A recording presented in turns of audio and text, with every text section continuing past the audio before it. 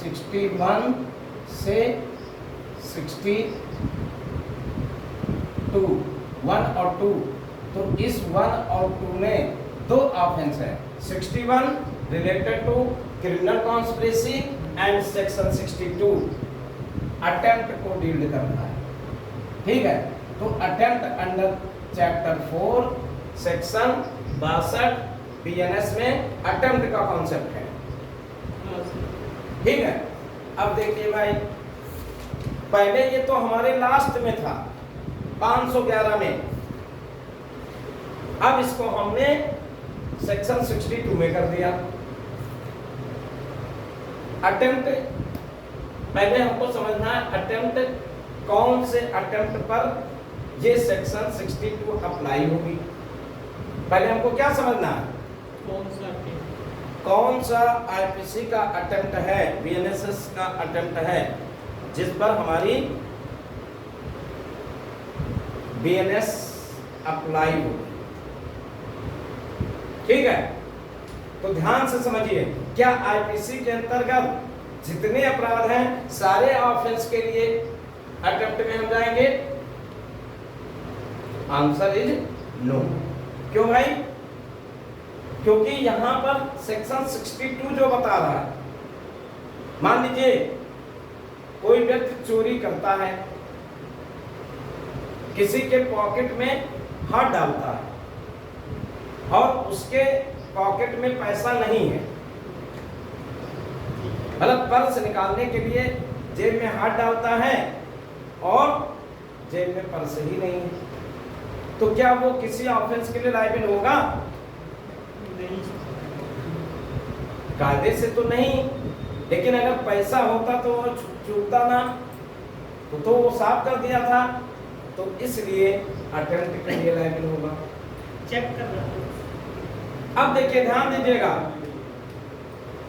मान लीजिए किसी के पॉकेट में वो हाथ डाल करके पैसा निकाल रहा है और पैसा नहीं है, सोचा कि बेचारा जब उसकी दशा देखता है, कहता है ये इतना भूखा है, हम इसका चोरी करने जा रहे हैं, खुद अपने जेब से निकालकर 100 रुपए उसकी जेब में डाल देता है, तो क्या अब अटेम्प्ट के लिए लायबिल होगा?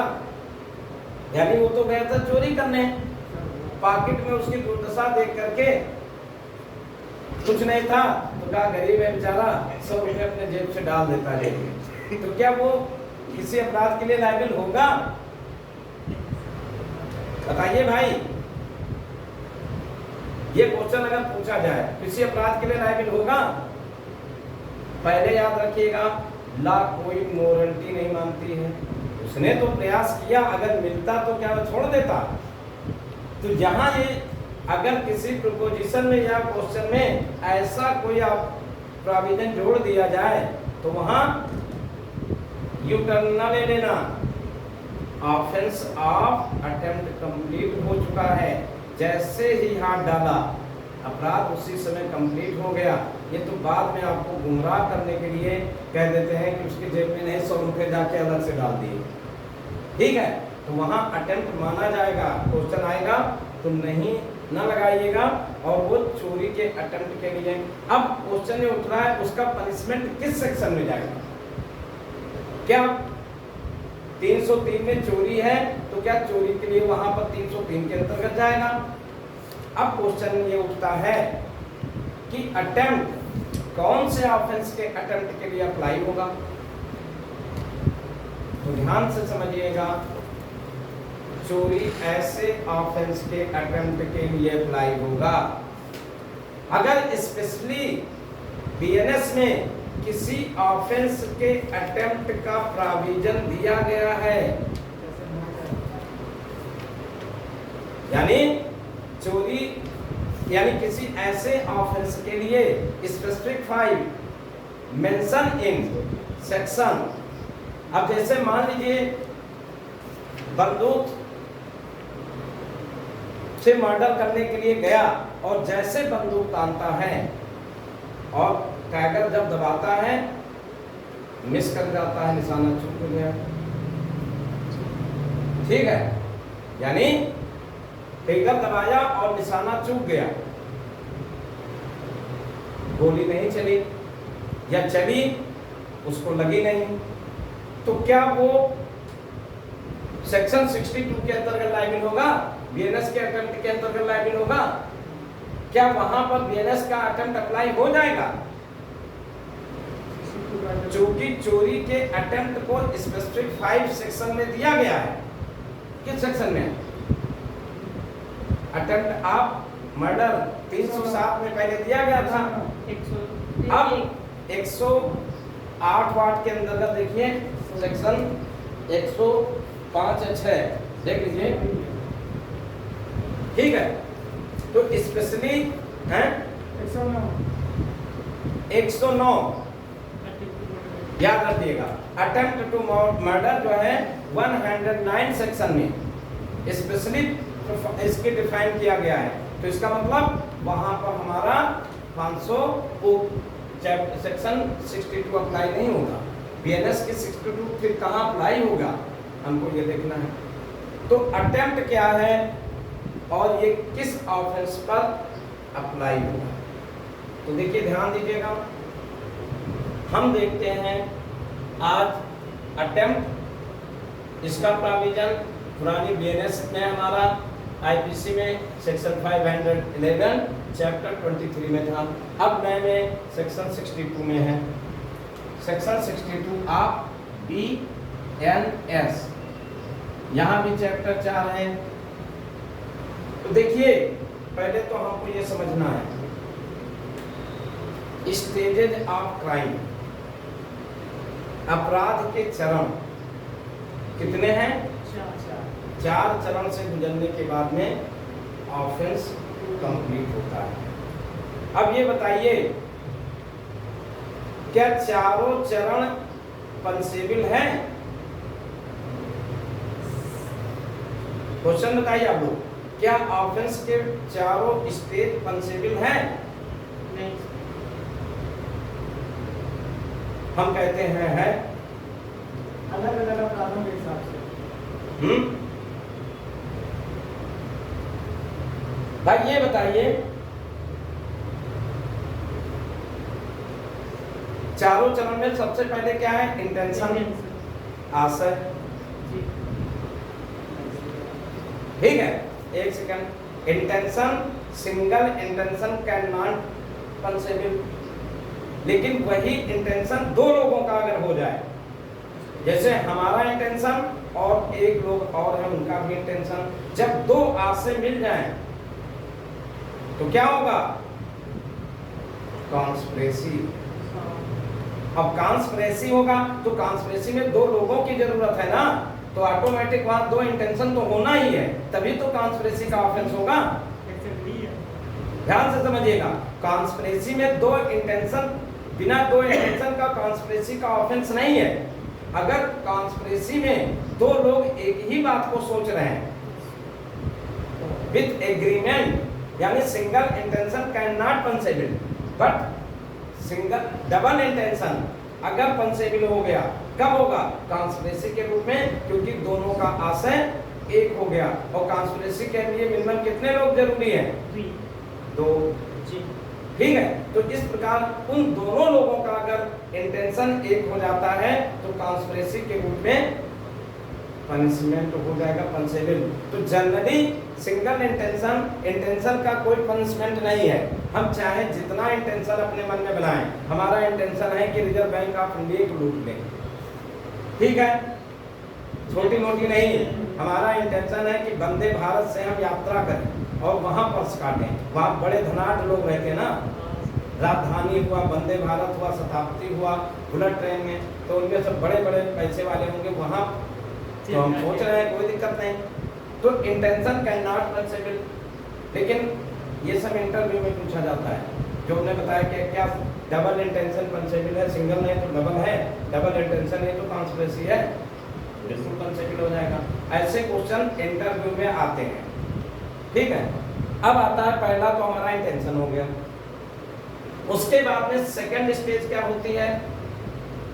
प्रिपरेशन। क्या प्रिपरेशन हमारे पनिशेबल हैं? क्या तैयारी दंडनीय है? तो देखिए इन जर्नल केस तैयारी दंडनीय नहीं है। इसका अपवाद कुछ कंडीशन में अभी हम बताएंगे जहां पर प्रिपरेशन भी पनिशेबल है। ठीक है, जैसे हत्या की तैयारी क्या दंडनीय है?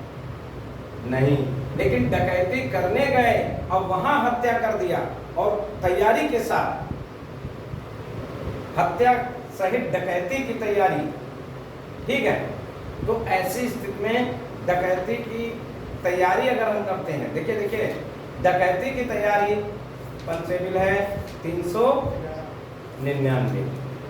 देखिए 399 पहले आईपीसी में थी, अब देखिए किस सेक्शन में है? 311 में है। तो 311 अंडर 311 प्रिपरेशन ऑफ डकैती क्या है? ठीक है, मृत्यु या घोर उपहात के प्रयत्न के लिए अगर हम लूट करते हैं या डकैती करते हैं तो तैयारी के साथ करते हैं, तो ऐसी स्थिति में दंडनीय है। ठीक है, तो ध्यान दीजिएगा, सेकंड स्टेज कुछ कंडीशन में दंडनीय है। ठीक है, वो कौन कौन सी कंडीशन है अभी हम एज अंडर बताएंगे, उसको हम अभी लिखवाएंगे। चौथी स्टेज जो है प्रयत्न, क्या सभी अपराध का प्रयत्न पनिशेबल है? अटेम्प्ट ऑफ ऑल ऑफेंस, क्या सभी अपराध का प्रयत्न पनिशेबल है? मान लीजिए कोई जुर्माना से दंडनीय अपराध है और उस अपराध को करने का हम प्रयत्न करते हैं, तो क्या वो पनिशेबल है?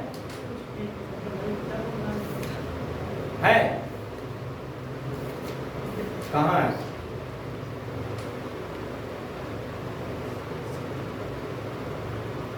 देखिए ध्यान से समझिए,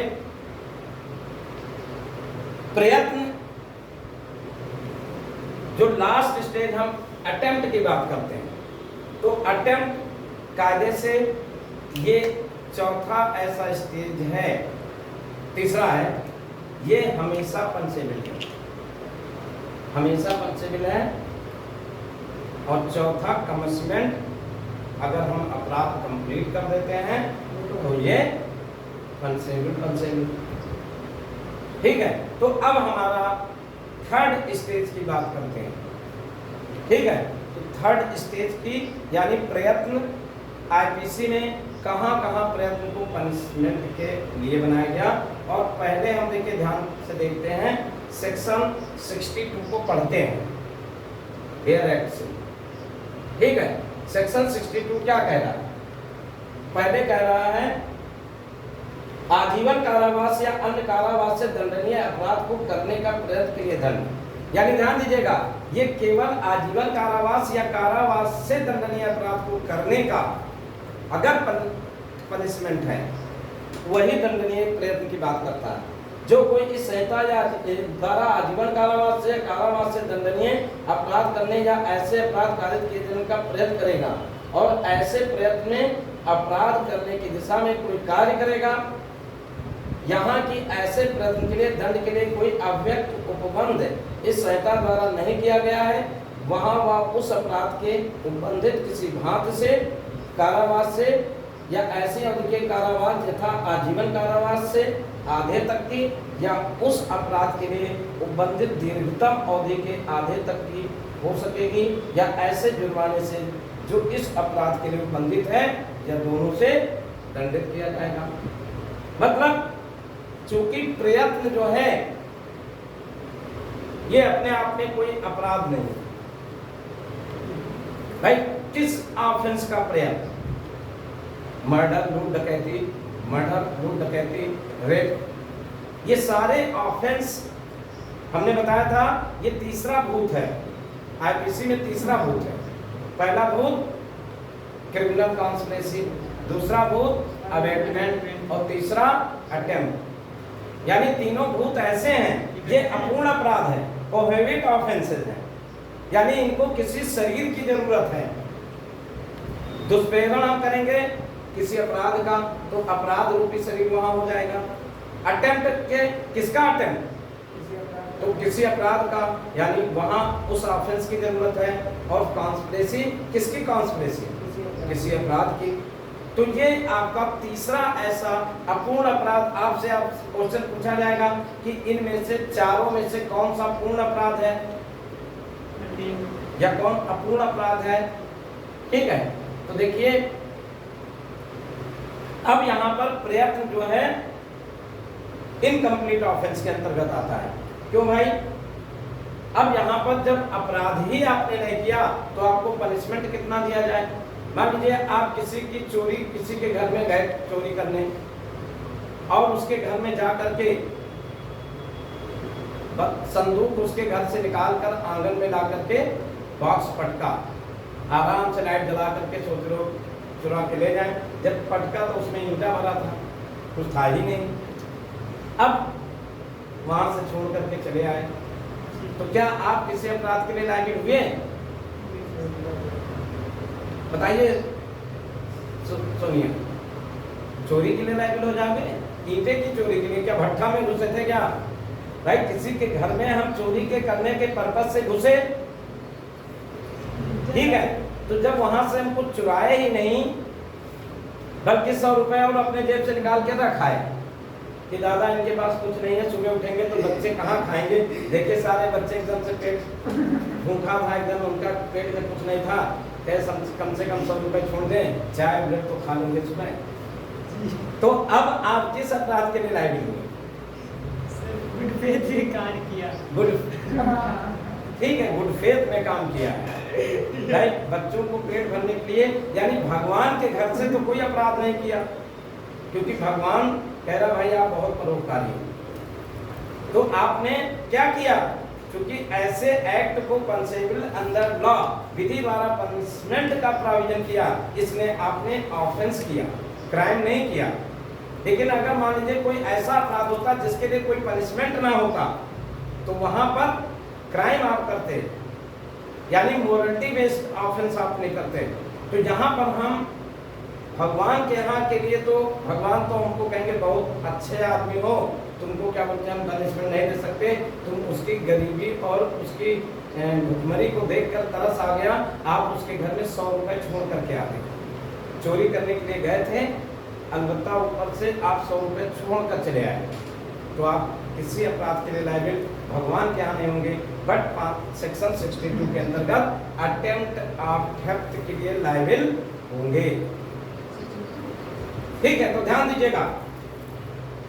अब क्वेश्चन यहाँ राइज हो रहा है कि किस प्रयत्न को आईपीसी के अंडर कवर्ड किया गया है, यानी सेक्शन 62 दो प्रकार के अटेम्प्ट पर अप्लाई होगी। पहला, कोई भी आजीवन कारावास से दंडनीय अपराध। अब मतलब, एक सेकंड रुक जाइए भाई, कोई भी आजीवन कारावास से दंडनीय अपराध, कोई भी एनी, ठीक है, कोई भी आजीवन कारावास से दंडनीय अपराध और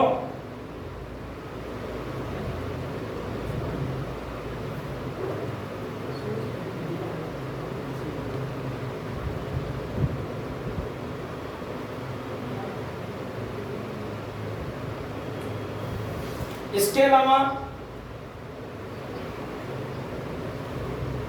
हैं संदीप क्या कह रहे हैं?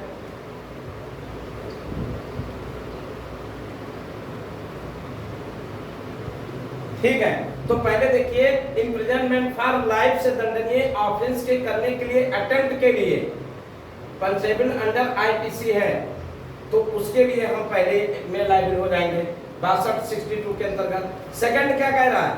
ऐसे अपराध जो केवल होल लाइफ इम्प्रिजनमेंट नहीं है बट इम्प्रिजनमेंट की बात कर रहा है, चाहे हमको 2 दिन की ही सजा क्यों ना दिया जाए, तो ऐसे ऑफेंस के अटेम्प्ट के लिए लायबिल होगा। तीसरा आता है क्वेश्चन, आपसे पूछेगा क्या जुर्माने से दंडनीय अपराध के अटेम्प्ट करने पर सेक्शन 62 अप्लाई होगी? आंसर इज नो, क्योंकि जुर्माने से दंडनीय कोई अपराध है तो उसके अटेम्प्ट के लिए यहाँ पर कोई प्रोविजन नहीं दिया गया है, ऐसे अटेम्प्ट को हमको एग्जम्पशन में रखा गया है। बात समझ में आ रही है? क्योंकि 62 में बताया गया आजीवन कारावास या अन्य कारावास से दंडनीय अपराध को करने के प्रयत्न के लिए दंड की बात कर रहा है। Attempt to whole life imprisonment and imprisonment से दंडनीय कोई भी अपराध का जो करते हैं। अब केवल कोई फाइन से दंडनीय अपराध है तो नोट कर लीजिए वहां पर सेक्शन 62 अप्लाई नहीं। अब देखिए, अब पूछ रहा है कि उसको हम कितना पनिशमेंट देंगे। मान लीजिए कोई आजीवन कारावास से दंडनीय अपराध किया, ठीक है, ध्यान से समझिएगा। मान लीजिए मिस्टर ए है, इन्होंने बी का मर्डर करने का प्रयास किया, तो ऐसी स्थिति में क्या बी के ऊपर सेक्शन 62 अप्लाई होगी?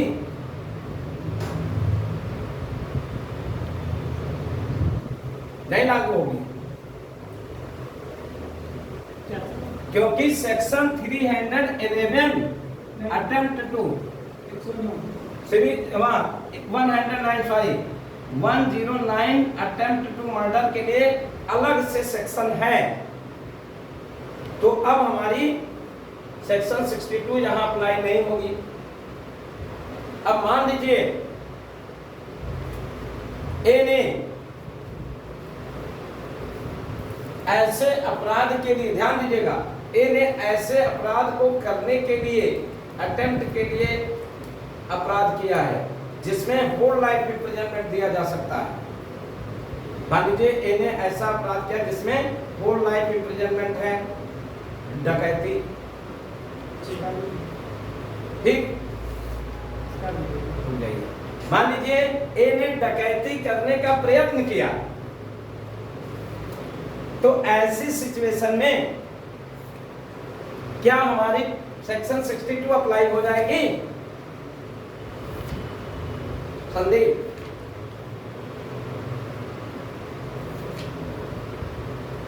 ए ने डकैती करने का अटेम्प्ट किया, तो क्या हमारा 62 यहां अप्लाई हो जाएगा?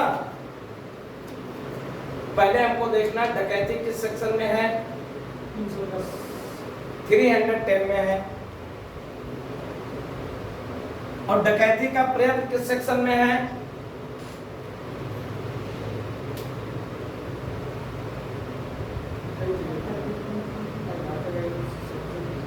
ये भी इसी में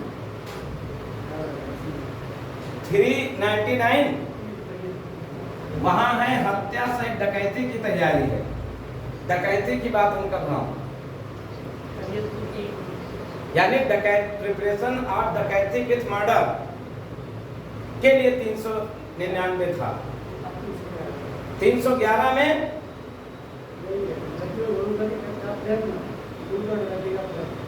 311 में क्या डकैती का प्रयत्न है?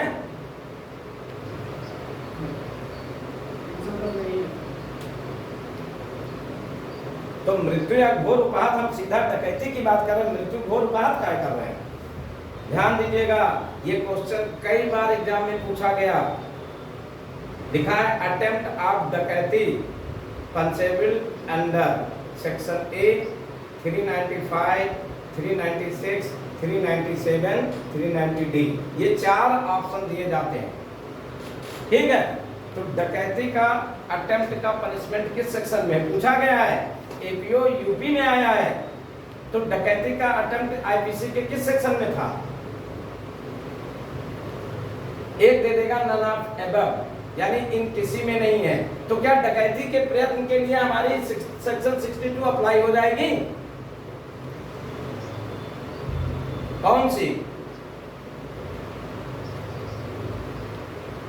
ध्यान दीजिएगा, डकैती कहां दिया है, किस सेक्शन में है? किस सेक्शन में हमको बताइए भाई, हम भी जाने। ध्यान दीजिएगा 310 में डकैती करो चाहे डकैती का प्रयास करो, सेम पनिशमेंट है। ध्यान दीजिएगा, 310 चाहे डकैती करो चाहे डकैती का प्रयास करो, दोनों पर अप्लाई होगी। डिफिनेशन पढ़िए 310 में डकैती। अब इसका मतलब डकैती का पनिशमेंट 395 में था। हाँ, ऐसे आएगा। तो डकैती चाहे डकैती करिए या डकैती का प्रयास करिए, कोई अंतर नहीं है। ठीक है, घर के अंदर घुसिए और चाहे वहां से बहरंग लौट आइए, 5 लोग मिलकर के लूट करने के लिए बंदूक लेकर के, डकैती हो गई, चाहे सामान पाए हो चाहे ना पाए हो, क्योंकि प्रयास भी एक अपराध है वहां पर। तो वहां 62 अप्लाई नहीं होगी, क्योंकि उसका पनिशमेंट डकैती के साथ ही है। तो इसीलिए सेक्शन पूछा जाता है, उसका आंसर होगा। अब पूछेगा 310 ही उसका आंसर होगा। तो कहोगे कि यहाँ तो लूट डकैती डाल भी नहीं रहा है, तो डकैती चाहे डालो चाहे डकैती का प्रयास करो, दोनों पनिशमेंट एक साथ है। क्लियर है ना? तो कंफ्यूज ना होइएगा, इसीलिए हम ये सब सारे प्रोविजन समझा रहे हैं कि डकैती चाहे करो। हाँ, क्या कह रहे हैं? हाँ बोलिए।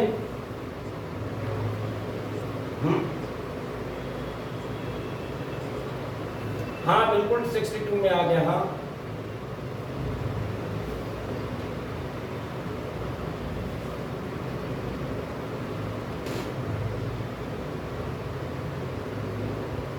दोनों एक ही में दे दिया नहीं गया। ध्यान दीजिएगा, आपको हम थोड़ा लेट जुड़ी है, नहीं तो ये क्वेश्चन आप ना करती कि डकैती। देखिए, प्रयत्न हम पढ़ा रहे हैं, तो आईपीसी में प्रयत्न कहाँ पनिशमेंट है, यानी जो सेक्शन 62 वहां अप्लाई होगी जब पूरे आईपीसी में कहीं अटेम्प्ट नहीं होगा।